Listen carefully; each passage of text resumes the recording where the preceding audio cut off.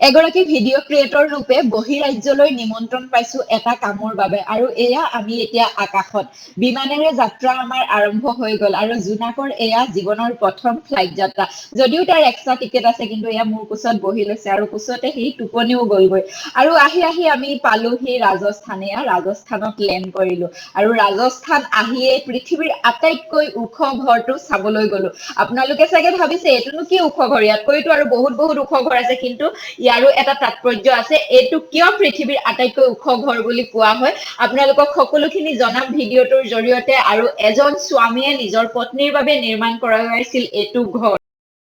Hello' everyone আৰু আমি আহি অৱশেষত পাই গ'লোহি আমি এয়াৰপৰ্ট আৰু এইফালে চাওক গুৱাহাটী এয়াৰপৰ্ট আৰু এতিয়া আমাৰ সোমাই যাওঁ নহ'লে দেৰি হৈ যাব সময় আমাৰ নহ'লে দেৰি হৈ যাব এইফালে আমাৰ বেটাটি চাওঁ মন চাওঁ আমাৰ সকলো আহিছে দেই বেগবোৰে গৈছে চেকিঙত এতিয়া কোৱাচোন সুকন্যা ফিলিংছটো Oh my god, কি কোন মানে হোৱাই নাই ফিলিংছটো দেৰিকেহে গম পাব এতিয়াতো বহুত এক্সাইটেড হৈ আছে তাকেতো মানে সুকন্যাহঁতৰ কাৰণে বহুত বেছি স্পেচিয়েল হয় সিহঁতৰ প্ৰথম ফ্লাইট যাত্ৰা সিহঁতৰ পৰিয়ালটোৰ কাৰণে বহুত বেছি এক্সাইটেড হৈ আছে আৰু আমাৰ জোনাকৰো প্ৰথম ফ্লাইট যাত্ৰা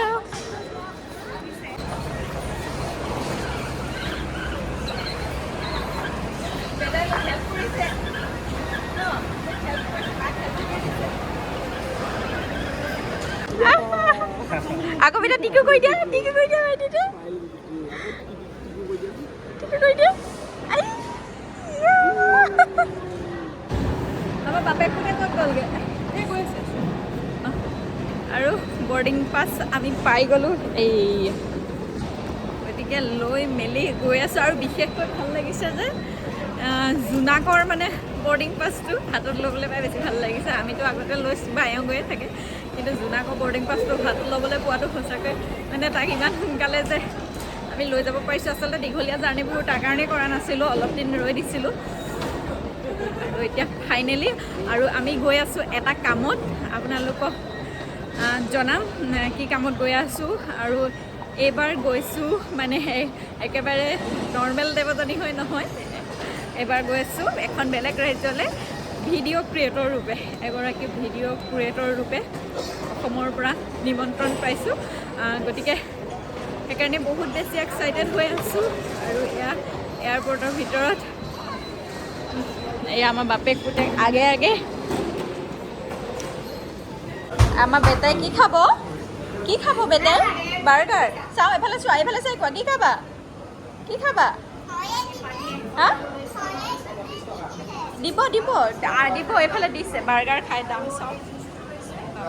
দাম দেখিছে এইটোৰ দাম হৈছে 355 বাৰ্গাৰ ভেজ বাৰ্গাৰ এয়াৰপৰ্টত বস্তুৰ দাম বেটা হেপিনে আৰু দুইটাকে ভাগ কৰি দিছোঁ বাৰ্গাৰটো ফাইনেলি আমি সোমাই আহিলোঁ একেবাৰে ফ্লাইটত উঠিবৰ কাৰণে আৰু এতিয়া বেটা তোমাক সাৰপ্ৰাইজ এটা দিম দেই কি সাৰপ্ৰাইজ প্লেন সাৰপ্ৰাইজ তুমি প্লেনত আজি ফাৰ্ষ্ট টাইম উঠিবা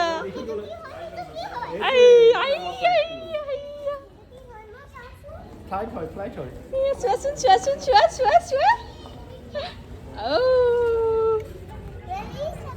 ৰিয়েলি সাৰপ্ৰাইজ কি হৈছে বেটা Oh my god, আজি একটা দেখি গলা না বেটা ওহো রিয়েলি সারপ্রাইজ বেটাই মানে ফ্লাইট দেখিবা কেনেকুৱা লাগিছে এটা সন্মুখত দেখি একেবাৰে ওচৰৰ পৰা প্ৰথম দেখিছোঁ মই দেখিছোঁ বেলেগকৈ মানে উঠিবলৈ লোৱা একদম সুকন্যাহঁত আৰু আমাৰ কল পাৰ্কত হেৰি এৰোপ্লেনখন হেৰি আছে যে সেইখনে দেখি আমি একদম ভিডিঅ' বনাই আহিছোঁ চবেই যিহেতু ভিডিঅ' ক্ৰিয়েটৰ নহয় জানো এতিয়া এইখন মূল দুৱাৰেদি সোমাই যাম আমি ফ্লাইটলৈ ফাইনেলি ফ্লাইটত সোমাই গ'লোঁ গুড মৰ্ণিং সোমাই গ'লো আমি এতিয়া এৰোপ্লেনৰ ভিতৰত পাই গ'লোহি 12 ঠিক আছে ধুনীয়াকৈ বহি ল'লোঁ আমি নিজৰ নিজৰ ছিটত আৰু এইফালে উইণ্ডো আৰু আপোনালোকক উইণ্ডোৰ পৰা মানে দেখুৱাবলৈ চেষ্টা কৰিম আৰু এইফালে বেটা কেনেকুৱা লাগিছে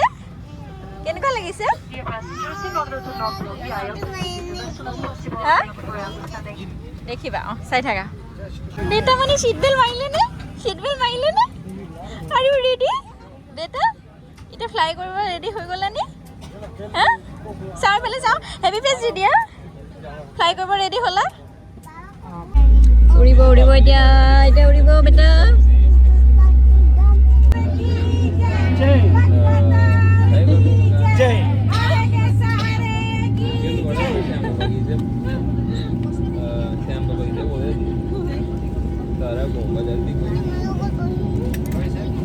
সিহঁতে আহি গ'ল দেই ছিট বেল্ট লগাই তাৰ ছিটত এই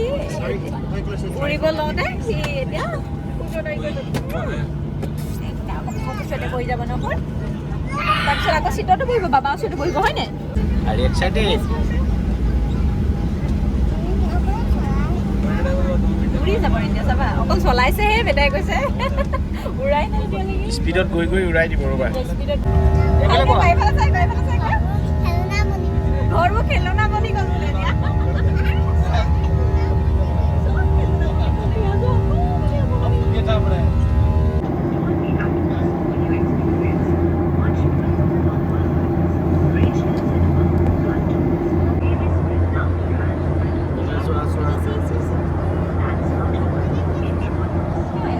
কলিজাটি চাওঁ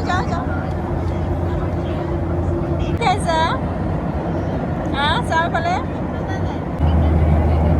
প্লেনৰ কিবা এটা বস্তু খাই লওঁ আমি নিজেও এইয়া লৈছোঁ চেণ্ডউইচ আৰু দাম হৈছে 350 ৰুপিজ ভেজ চেণ্ডউইচ ট্ৰাই কৰি চাওঁ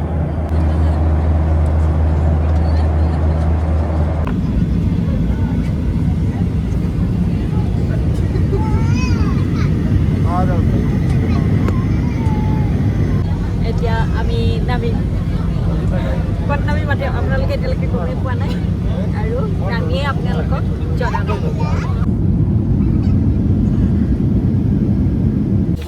thank you nice to meet U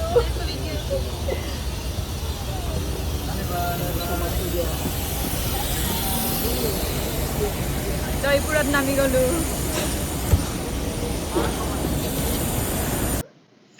আহি পালোহি আমি ৰাজস্থান আৰু ৰাজস্থানৰ জয়পুৰ এয়াৰপৰ্টত আমি নামিছোঁ আৰু ইয়াৰ পৰাই আমি বেলেগ ঠাইলৈ যাম আমাৰ কাম আছে কিছু আৰু তাৰ লগতে জয়পুৰ ফুৰিম পিংক চিটি অফ ইণ্ডিয়া গতিকে পিংক চিটি ফুৰিব লাগিব নহয় জানো আৰু আপোনালোককো কিছু অংশ এই ভিডিঅ'টোৰ মাজতে দেখুৱাই থাকিম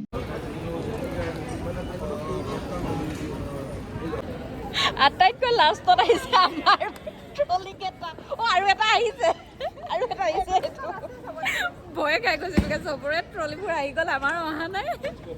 এতিয়া আহিলে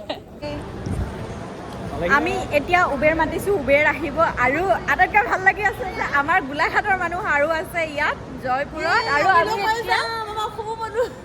একেখন হোটেলতে থাকিমগৈ আৰু নহয় অসমৰ এটা সাহিত্যৰ জগতৰ পৰিচিত নাম একদম অসমৰ সাহিত্যৰ জগতৰ এটা পৰিচিত নাম গতিকে আছে একদম আমাৰ ঘৰুৱা মানুহ গতিকে আজি একেলগে একেখন হোটেলত থাকিমগৈ কেনেকৈ মিলি গ'ল নহয় ভাল লাগিছে আৰু এইফালে চাওকচোন আপোনালোকে ঘৰৰ মানুহ লগ পাই গ'লো বিদেশত আপোন মানুহ বুলি যে কয় যে এইটো তেনেকুৱা হৈ আছে ন বিদেশত আপোন বাইদেউহঁত ইয়াত ফুৰিবলৈ আহিছে তোমাৰ ভিডিঅ' চাই থাকোঁ দেই থেংক ইউ আৰু বাজনীক লগ পাই গ'লো তো ঘৰৰ মানুহ লাগি গৈছে এতিয়া ঘৰৰ মানুহ এতিয়া চিন্তা নাই আমি এতিয়া জয়পুৰ পুৰা ফুৰিম লগত একদম মস্তি আৰু হেৰি ইয়াত হেৰি কিছুমানকে আহি আছে কেনে ৰ'বা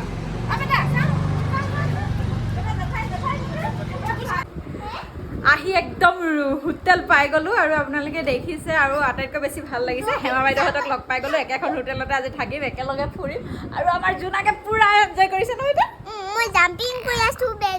বেডত জাম্পিং কৰি আছা কেনেকুৱা লাগিছে ধুনীয়া লাগিছে হয় নেকি হেল্ল' আহি পাই গ'লোহি আৰু বেটাই মংকি জাপ দি আছে আৰু ইমান ভাল লাগিছে মানে আমাৰ গুৱাহাটীত এইটো প্ৰাইজত এনেকুৱা হোটেল নাপায় মানে ইমান ৰিজনেবল প্ৰাইচত আমি জয়পুৰত ইমান ভাল হোটেল পাইছোঁ হয় নাই কোৱা বহুত ধুনীয়া হোটেল ভাল লাগিছে আমি জয়পুৰত ক'ত আছোঁ জয়পুৰৰ আমি আছো বাণী পাৰ্কৰ হোটেল মুস্কান পেলেচ বহুত ধুনীয়া হোটেল চকু মুদা তোমাক কৈছে শুনিছা নাই আয়ু কৰিছোঁ দেই শুন আয়ু ফিল লৈছে চোৱা একদম আমি থকা ৰুমটোৰ ট'ৰ দিম বাৰু কিন্তু এতিয়া ভোক লাগিছে যে সেইকাৰণে ইয়ালৈ ৰাজস্থান যেতিয়া আহিছোঁ ৰাজস্থানৰ ট্ৰেডিশ্যনেল ফুডটো খাবই লাগিব গতিকে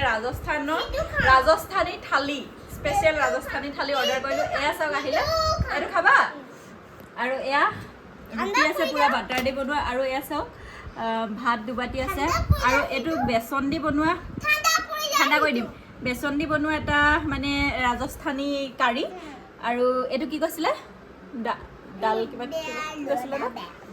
কিবা এটা হয় মুঠতে ৰাজস্থানী থালি আৰু এইটো মানে লাচিৰ দৰে এটা মানে ড্ৰিংক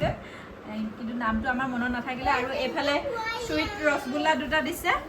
আৰু এতিয়া ধুনীয়াকৈ আমি খাই লওঁ আৰু আমি এতিয়া অকণমান ফুৰিবলৈ ওলাইছোঁ বাইদেউহঁতৰ লগত বাইদেউ যিহেতু কাইলৈ যাবগৈ ৰিটাৰ্ণ হ'ব আৰু আছোঁ এয়া চাওক হোটেলখনৰ মানে নাজাৰাটো কেনেকুৱা ভাল লাগিছে ন এনেই বাহিৰৰ পৰা দেখিয়ে ভাল লাগিছে মাহেলত থকা নিচিনাই লাগিছে হয় নাই মেহেলত থকা নিচিনা লাগিছে গতিকে এতিয়া আমি অকণমান বজাৰ সমাৰ কি ক'ত কি চাব পাৰি চাওঁগৈ আৰু আমি বেটাৰী ৰিক্সাত কেৱল গোলাঘাটতে নুঘূৰোঁ এয়া বাইদেউ আমাৰ বেটেৰী ৰিক্সা জিন্দাবাদ বেটেৰী ৰিক্সা আমাৰ মানে একেবাৰে প্ৰিয় বস্তু আৰু হয় বস্তু আৰু এতিয়া জয়পুৰতো আমি বেটেৰী ৰিক্সাত আমি গোলাঘাটীয়া মানুহ একেলগ হৈ বেটাৰী ৰিক্সাত তাকো বেটেৰী ৰিক্সা বিচাৰি লৈছোঁ এখনে কৈছে যাওঁ এখনে কৈছে নাযাওঁ গতিকে এতিয়া গৈ আছোঁ হাৱা মহল একদম পূৰা বাহিৰৰ মুকলি বতাহ খাই জয়পুৰৰ বতাহ খাই আৰু এইয়া বাপেক কোনে গোলাঘাটীয়া পঠাই পেলাই চিম্পুল মানুহ গোলাঘাটত হওক গুৱাহাটীত হওক জয়পুৰত হওক দিল্লীত হওক আমি একে য়েছ আপোন মানুহৰ লগত আজি আমি পিংক চিটিত সোমাই গ'লোঁ আমাৰ ভাৰতবৰ্ষৰ পিংক চিটি জয়পুৰ এয়া চাওক মেহেলবোৰ চাওক বহুত বেছি ভাল লাগিছে একদম কিতাপতহে পঢ়ি আছিলোঁ pink city the pink city of India আজি এয়া পিংক চিটিত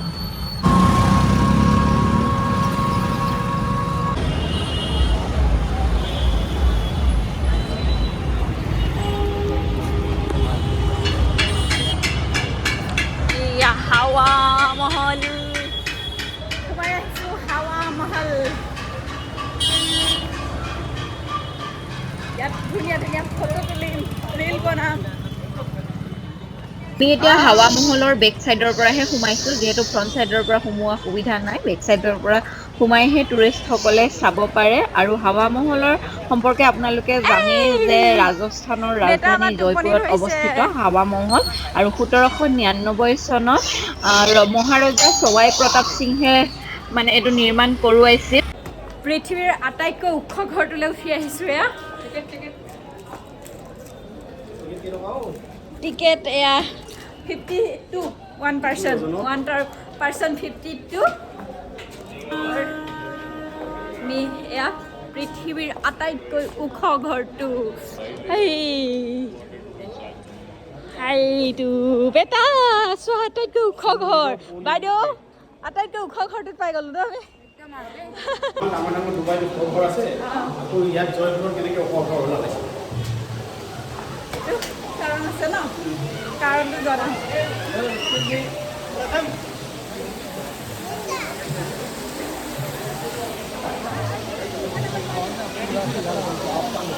এইয়া প্ৰতাপ মন্দিৰৰ দৰৱাজা বন্ধ হে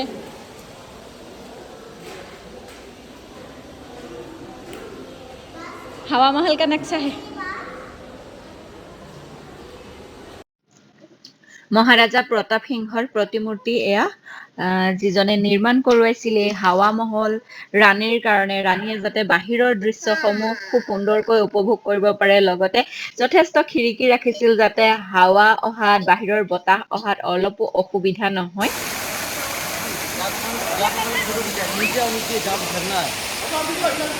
এতিয়া একেবাৰে ওপৰলৈ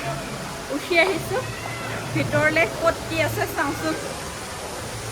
ৰাণীৰ ৰাজপ্ৰসাদ এইয়া তলৰ পৰা চাওঁ। শুনা না এগৰাকী ৰাণীৰ কাৰণে ৰজাই এইটো নিৰ্মাণ কৰিছিলে। ধুনীয়া এটা হাৱা মহল বনাইছিলে অঁ যাতে চাৰিওফালৰ পৰা বতাহটো মানে পাই থাকে আৰু বতাহৰ যাতে সমস্যা নহয়, সেইকাৰণে এইটো হাৱা মহল বহুত খিৰিকী আছে, 800 খিৰিকী আছে, সৰু সৰু খিৰিকী আছে, মানে আমাৰ সৰু সৰু মানে যিখন আইনাখনৰ সমান খিৰিকী আছে। আৰু এইটো পৃথিৱীৰ আটাইতকৈ ওখ ঘৰ এইকাৰণে কৈছোঁ যে ইয়াৰ ফাউণ্ডেশ্যন নথকা আটাইতকৈ ওখ ঘৰ পৃথিৱী এইটোৱে, উইদাউট এনি ফাউণ্ডেশ্যন। আৰু মোৰ কাৰণে কি বনাবা? কিবা এটা বনাব লাগিব। কিবা এটা বনাব লাগিব। একেবাৰে ওপৰত আছোঁ, এয়া চাওকচোন, সঁচাকৈ বহুত বেছি ভাল লাগিছে আহি। একেবাৰে হাৱা মহলত আছোঁহি য'ত ৰাণীয়ে বতাহ লৈছিলে আৰু এতিয়া আমি বতাহ লৈ আছোঁ আৰু অলপ গৰম গৰম ভাৱটো আছে, লগতে বতাহ চাতি পাই আছোঁ, বহুত বেছি ভাল লাগিছে। আৰু চাৰিওফালে চাওক কি ধুনীয়া পৰিৱেশ, মনোমোহা পৰিৱেশ। মানে ইয়াৰ পৰা এতিয়া এইটো সময় বেছি ধুনীয়া হয় বুলি আমি কোৱা শুনি আছিলোঁ, আজি সঁচাকৈয়ে গম পাইছোঁ। আৰু এই মহলৰ কাৰুকাৰ্য যেতিয়া চাব,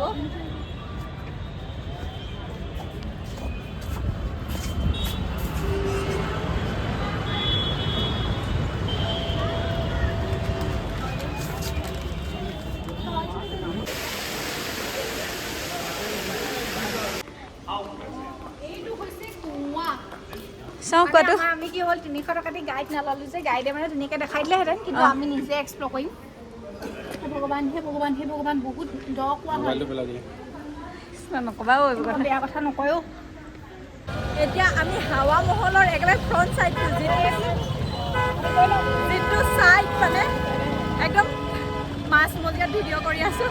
যিটো ছাইড আমি সদায় ফটোত দেখি থাকোঁ, গুগলত দেখি থাকোঁ, ৱাও সেই ছাইডটো চাবলৈ আহিছোঁ।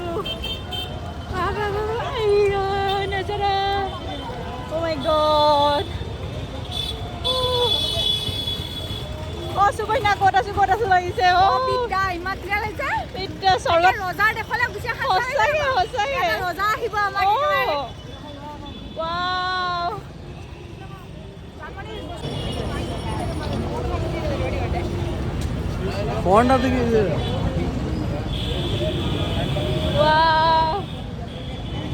কি ধুনীয়া, বাপৰে। আহোঁতে বেটাৰী ৰিক্সাত উঠিলোঁ পিংক চিটিত, আৰু ঘূৰোঁতে এতিয়া টেম্পু। আৰু টেম্পুখনৰ চিষ্টেম এনেকুৱাই, এই চিটটো আমি বহা চিটটো ইমান কণমান হ'ব, ইমান এবেগেতো নহয়। আৰু খাজে যেন তেনে খাই আছোঁ। আৰু এইফালে চাওক, এতিয়া ৰাতিৰ দৃশ্য চাওক পিংক চিটিৰ। ৱাও কি ধুনীয়া লাগিছে। মেহেলবোৰ চাওক, গোটেই মাৰ্কেট এৰিয়া এইবোৰ। এইটো মজাও বেলেগ, টেম্পুত উঠি ঘূৰি ফুৰা মজাটোও বেলেগ জয়পুৰত আহি। আৰু কাইলৈ বহুত কিবা কিবি চাম।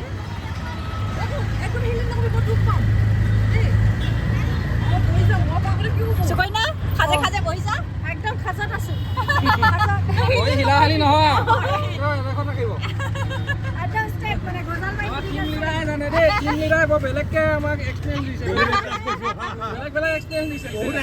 এনে বেয়া লগা নাই আকৌ ন? ভাল লাগিছে,